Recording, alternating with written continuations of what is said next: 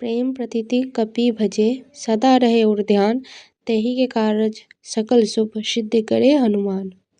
अर्थात जो प्रेम से हनुमान जी का भजन करता है, अपने हृदय में उनको धारण किए रहता है, उनके सारे कार्य हनुमान जी स्वयं सिद्ध करते हैं।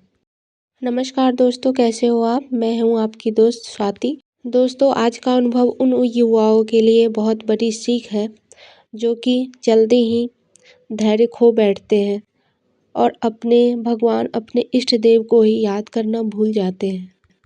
लेकिन वो कहते हैं ना, अगर भगवान को भूल भी जाए पर भगवान उन्हें हमेशा याद रखते हैं।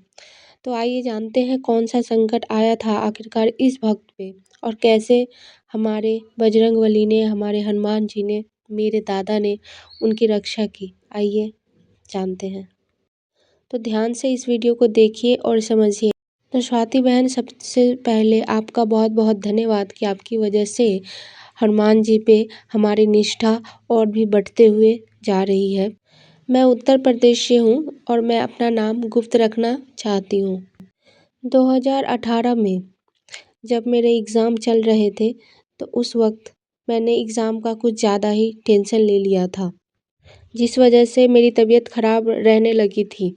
मेरे पापा ने तो कह दिया था कि अब एग्ज़ाम इससे नहीं दिलवाएंगे और इसकी वजह से मेरी मम्मी भी टेंशन लेने लगी थी कि अगर एग्ज़ाम नहीं देगी, आगे पढ़ाई नहीं करेगी तो इसके फ्यूचर का क्या होगा।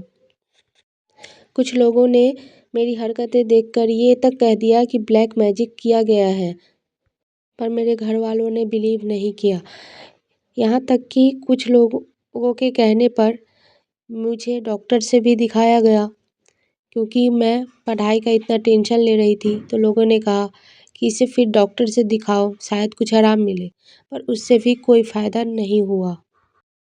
घर पे कई बार ब्लड गिरा हुआ दिखाई देता और ऐसा लगता जैसे स्क्रैच किया हुआ हो, नाखूनों से किसी ने उस पे वार किए हैं।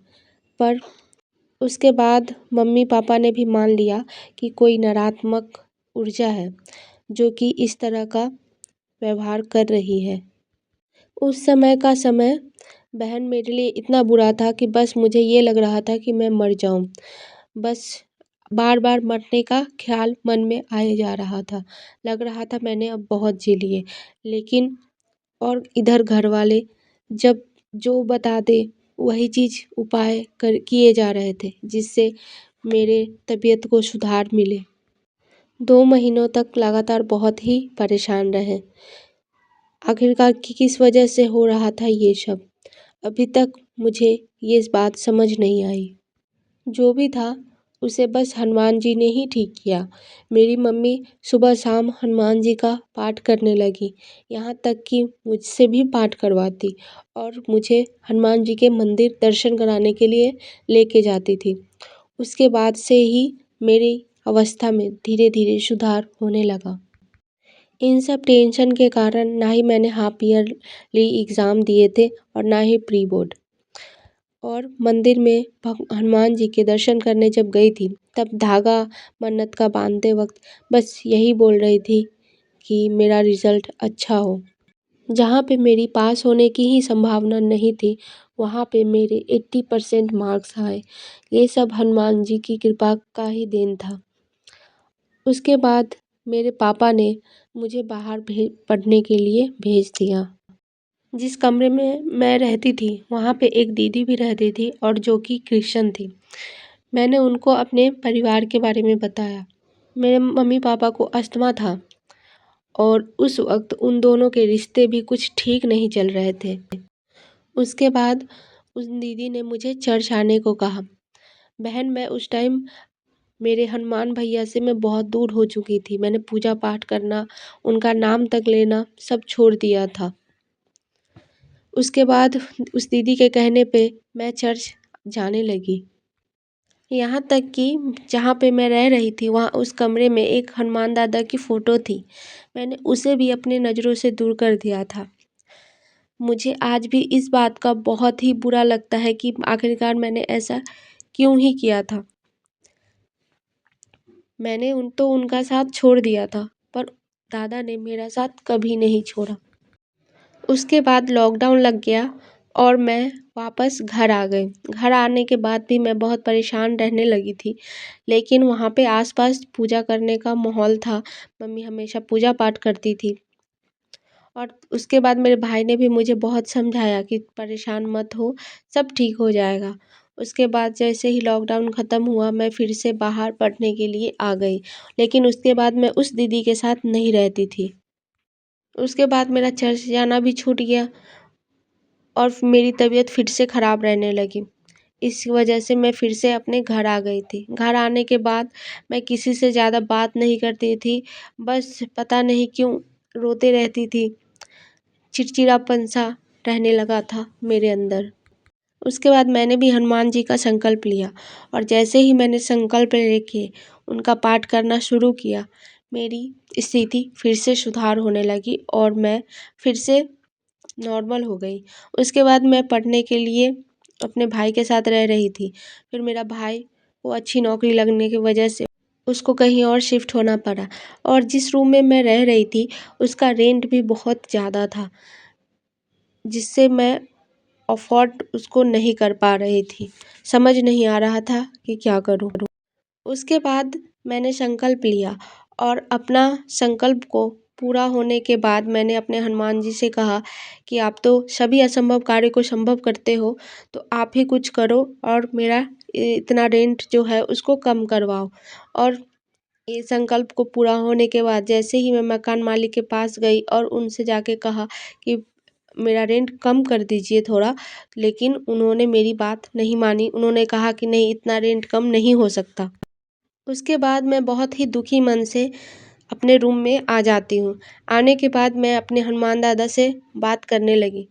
मैंने उनको बोला कि लगता है आपने मेरे लिए कुछ और भी अच्छा सोचा है, इसी वजह से ये सब हो रहा है। वैसे ही मकान मालिक का मुझे कॉल आता है और मुझे ये सुनकर बहुत ही आश्चर्य हुआ कि जितना मैंने उनको कहा था, वो उतना ही रेंट में मान गए थे और मुझे नेक्स्ट मंथ से उतना ही रेंट पे करने के लिए अनुमति दे दी। इसके बाद मुझे तो अपने कानों पे विश्वास ही नहीं हो रहा था।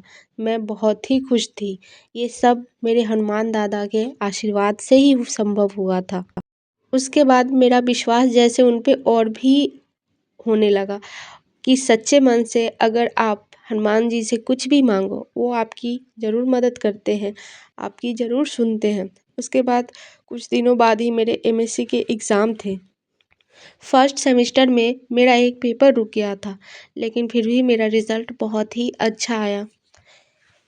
स्वाति बहन, मैंने जो कुछ भी पुराने दिनों में किया, जैसे मैं अपने भक्ति के मार्ग से भटक गई थी, फिर भी मेरे दादा ने, मेरे हनुमान भाई ने, मेरे बजरंगबली ने मेरी मदद की और हमेशा मेरे साथ रहे।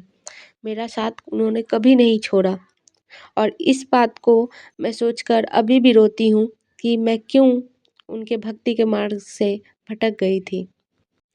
एक आज का समय है जो मुझे पता है कि हमेशा वो मेरे साथ रहते हैं।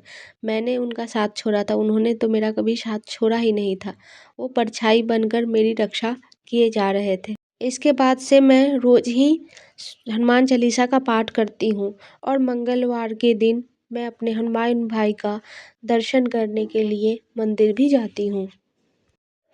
अब दादा की कृपा से मुझे इतना कॉन्फिडेंस है खुद पे कि आगे जाकर मैं अपनी लाइफ को और भी अच्छा करूँगी और घर वालों की भी आर्थिक स्थिति सुधारने में मदद कर सकूँगी। आपकी वीडियो के माध्यम से मुझे बस यही कहना चाहती हूँ हर भक्त से कि हनुमान दादा पर अपना विश्वास कभी ना छोड़ें।